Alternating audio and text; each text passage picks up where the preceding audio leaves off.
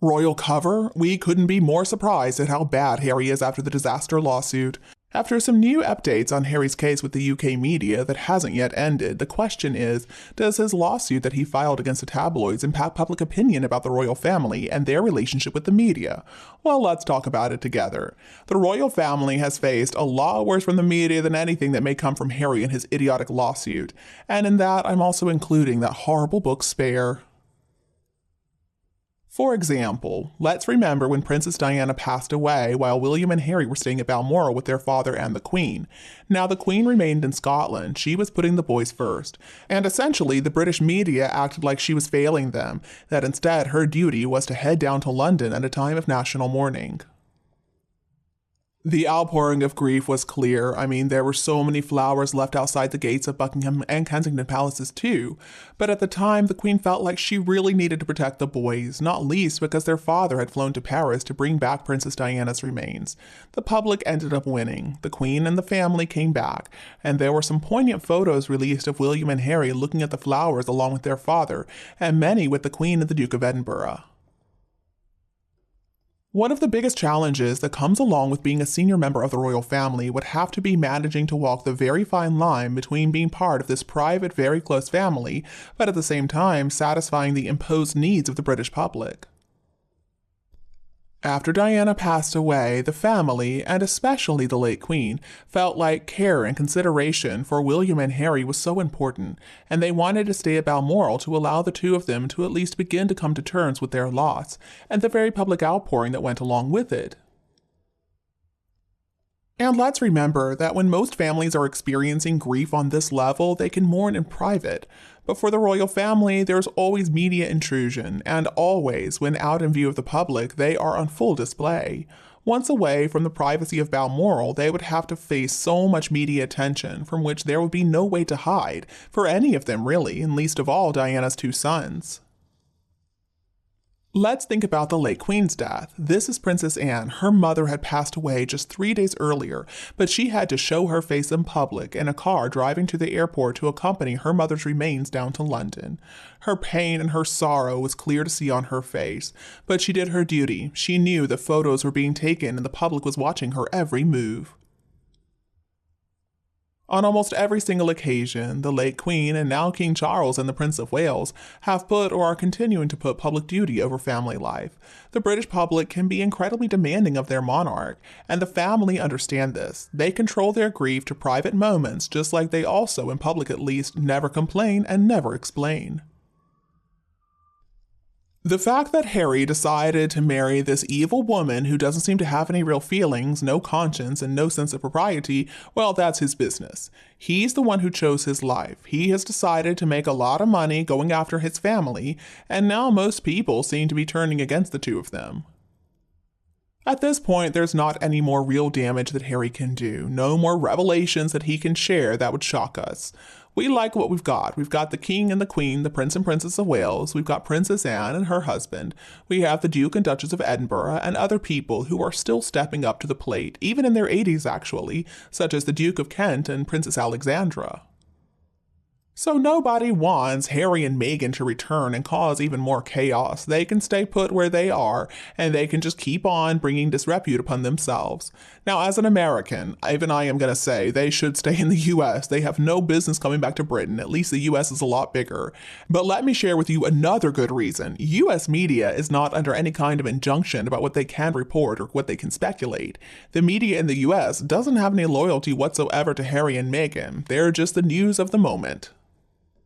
And recently, they've mostly just been mocked in the news, like people made fun of them for that July 4th appearance, and then Meghan showing up at the farmer's market with that dog that wasn't allowed to be there, and then the car chase in New York City. These stories came from the US. UK papers were not the ones to break these stories, and that really puts to rest any accusations that the UK media is racist and biased against the two of them. There's no agency like The Firm to protect the two of them from stories about them in the media. Harry and Meghan have ruined their own reputations, and the US is more than willing to watch their demise. People in the US do enjoy a good dose of schadenfreude. Now, in the US, people are typically as kind as we are cruel. The fact is, most people all around the world are like that. We do love a good romance, we love to see the underdog win, and we love to see karma when she comes knocking, especially when she comes knocking at doors of those who believe they're above everybody else. I just never thought that we would see Harry betray his own family like he has. I mean, I remember once upon a time he was a loving, doting grandson to the late Her Majesty the Queen and Prince Philip. Both of them did whatever they could to help their son, now King Charles, raise and protect Harry and William after their mother passed away. Now, over the years, of course, Harry had some problems sometimes, but once Meghan Markle found her way into his life and knew that she had him under her control, she thought that she could get whatever she wanted, and she thought that she could treat people however she wanted to. And then when the late Queen stood her ground and denied this half-in, half-out idea, which, by the way, Meghan only wanted so that she could keep on spending millions more of taxpayer dollars, well, both of them did everything they could to ruin the royal family. I don't think Harry could ever be forgiven, though, for the way that he hurt his grandmother on purpose. She was such a gracious, long-serving, well-respected queen. She was universally beloved by her subjects of the UK and the Commonwealth, and she was also loved and respected by millions of other people all around the world of every nationality out there. Meghan and Harry have done whatever they can to try to get back at Harry's father, King Charles, to try to get back at the Prince and Princess of Wales for being more lovable and better than they are, not to mention Queen Elizabeth and Prince Philip and the rest of the family.